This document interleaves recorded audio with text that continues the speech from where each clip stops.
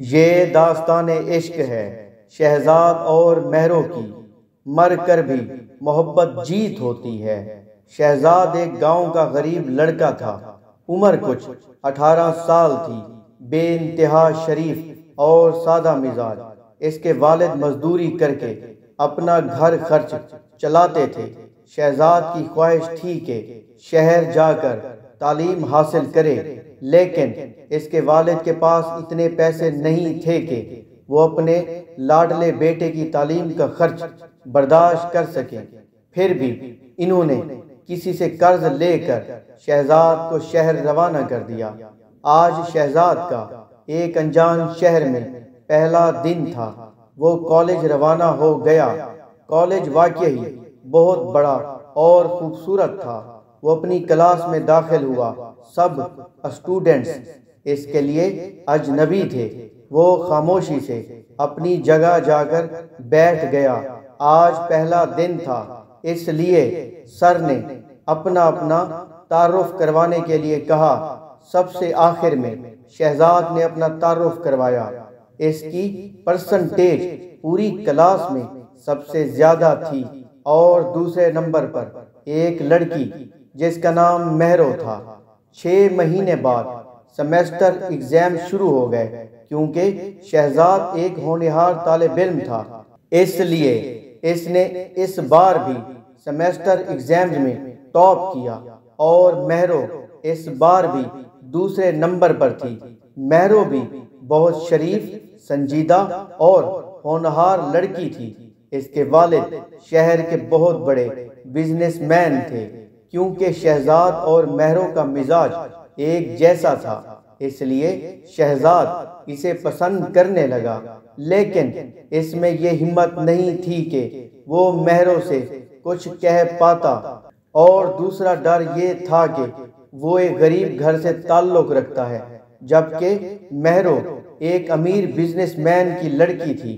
مہرو کے والد کا نام محمد نذیر تھا، جو شہر کے بہت بڑے آدمی تھے۔ وقت گزرتا رہا اور فائنل ایگزام سر پر آ گئے، لیکن فائنل ایگزام میں ایک سبجیکٹ ایسا تھا جس میں شہزاد کمزور تھا اور مہرو کو اس سبجیکٹ میں عبور حاصل تھا۔ کیونکہ شہزاد فیل نہیں ہونا چاہتا تھا، اس لیے اس نے بہت ہمت کر کے مہرو سے کہا، مہرو مجھے آپ کے نوٹس چاہیے، میں بعد میں آپ کے نوٹس واپس کر دوں گا۔ مہرو نے نوٹس دے دیے۔ آخر وہ دن بھی آ پہنچا جب فائنل ایگزام کا رزلٹ آیا، لیکن اس بار شہزاد دوسرے نمبر پر تھا اور مہرو نے پوری کلاس میں ٹاپ کیا تھا۔ شہزاد بڑی ہمت کے ساتھ مہرو کے پاس پہنچا اور کہا، مبارک ہو، آپ نے کلاس میں ٹاپ کیا ہے۔ مہرو نے صرف اتنا کہا، شکریہ، اور چلی گئی۔ کالج کی پڑھائی ختم ہو چکی تھی۔ مہرو اس دن کے بعد کبھی نظر نہیں آئی اور مہرو کے نوٹس شہزاد کے پاس امانت رہ گئے تھے۔ اس نے سوچا کہ یہ نوٹس کبھی نہ کبھی واپس کر دوں گا۔ وقت گزرتا رہا اور شہزاد کی معصوم محبت پروان چڑھتی رہی۔ شہزاد کے دماغ میں بہت سے سوالات گردش کرتے رہے۔ وہ سوچتا رہا کہ کاش وہ بھی ایک امیر گھر سے تعلق رکھتا اور مہرو کے گھر شادی کے لیے رشتہ لے جاتا۔ آخر اس نے طے کیا کہ وہ بھی ایک بڑا آدمی بنے گا۔ شہزاد کو ایک اچھی کمپنی میں نوکری مل گئی اور مسلسل محنت کرنے کی بدولت وہ 3 سال کے عرصے میں ہی اس کمپنی کے سب سے بڑے عہدے پر فائز ہو گیا۔ شہزاد ایک بڑا آدمی بن چکا تھا۔ اس کا کچا مکان ایک عالی شان عمارت میں تبدیل ہو گیا۔ اس کے والدین نے اس سے کہا، بیٹا شادی کب کر رہے ہو؟ شہزاد نے انہیں بتایا کہ اسے ایک لڑکی پسند ہے اور وہ اس لڑکی کے گھر رشتہ لے کر جانا چاہتا ہے۔ اس کے والدین بھی راضی ہو گئے، لیکن شہزاد کے ذہن میں اچانک ایک خیال آیا کہ کہیں مہرو کی شادی تو نہیں ہو گئی۔ پھر وہ خود ہی اپنے دل کو تسلی دینے لگا اور سوچنے لگا کہ مہرو تو بہت ہونہار لڑکی تھی، اس لیے ہو سکتا ہے کہ مزید تعلیم حاصل کر رہی ہوگی اور شاید اس کی شادی بھی نہ ہوئی ہو۔ اس نے سوچا کہ رشتہ لے جانے سے قبل تحقیق کی جائے کہ کہیں مہروں کی شادی تو نہیں ہو گئی۔ وہ مہروں کے شہر کی طرف روانہ ہوا۔ اس کا پورا سفر بہت بے چینی سے کٹا۔ مہروں کے گھر کے قریب پہنچا تو دل کی دھڑکنیں تیز ہو گئی اور بے شمار خیالات اس کو پریشان کرنے لگے۔ اس نے پوری ہمت جتائی اور باہر کے گیٹ پر دستک دی۔ چوکیدار نے دروازہ کھولا اور پوچھا، آپ کو کس سے ملنا ہے؟ شہزاد نے کہا کہ مجھے محمد نذیر سے ملنا ہے۔ چوکیدار اسے اندر لے گیا۔ بہت خوبصورت گھر تھا۔ چوکیدار نے کہا، آپ اس کمرے میں انتظار کیجئے، صاحب تھوڑی دیر میں آئیں گے۔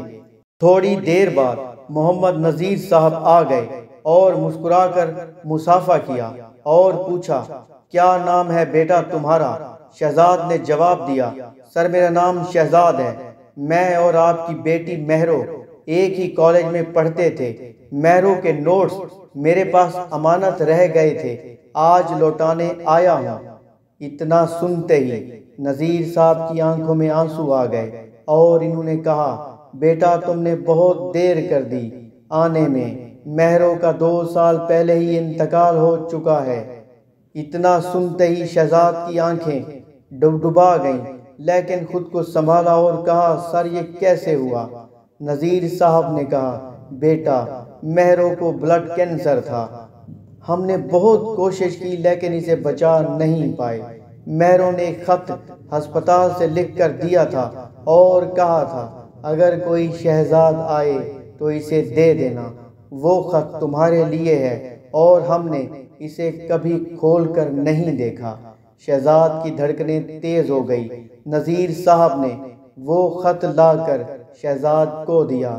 شہزاد نے کانپتے ہاتھوں سے خط لیا اور پوچھا، سر مہرو کی قبر کہاں ہے؟ نذیر صاحب نے بتایا کہ پاس کے قبرستان میں بڑے نیم کے درخت کے پاس مہرو کی قبر ہے۔ شہزاد نذیر صاحب کے گھر سے نکل کر سیدھا قبرستان پہنچا۔